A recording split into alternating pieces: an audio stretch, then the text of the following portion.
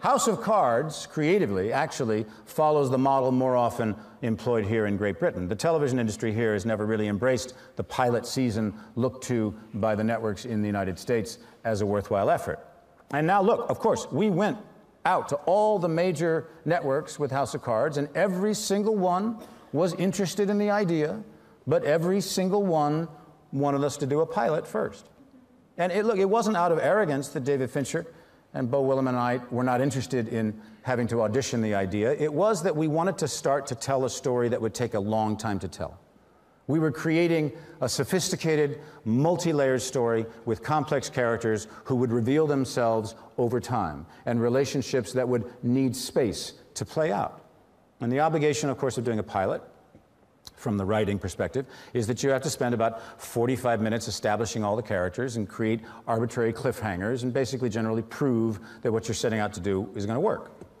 Netflix was the only network that said, we believe in you. We've run our data, and it tells us that our audience would watch the series. We don't need you to do a pilot. By comparison, last year, 113 pilots were made. 35 of those were chosen to go to air. 13 of those were renewed, but most of those are gone now.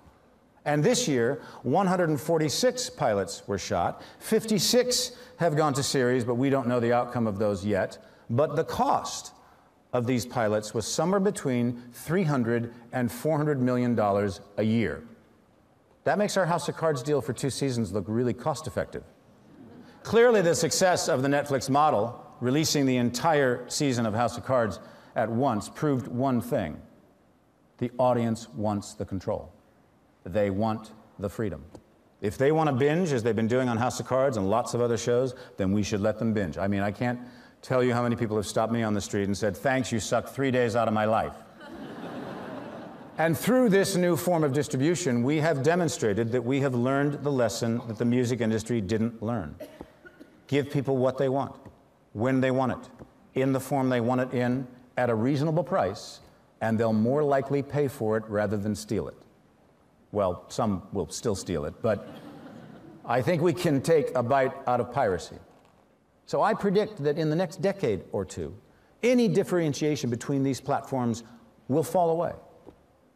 Is 13 hours watched as one cinematic whole really any different than a film? Do we define film as being something 2 hours or less? Surely it goes deeper than that.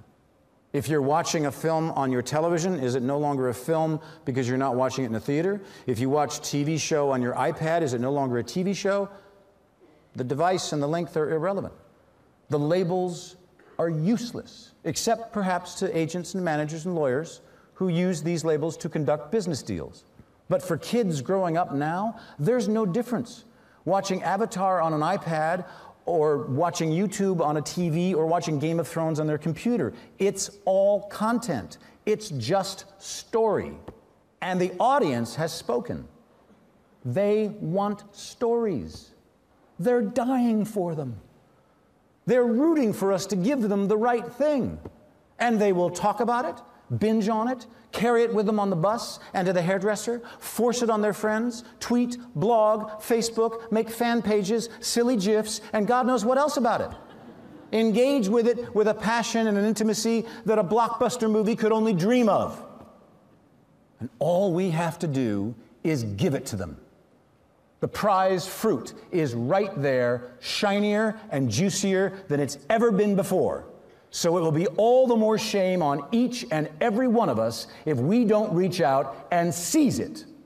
And I want to leave you with the words of a man as good as any to address the nexus of commerce and art, Mr. Orson Welles, who once said, "I hate television. I hate it as much as peanuts.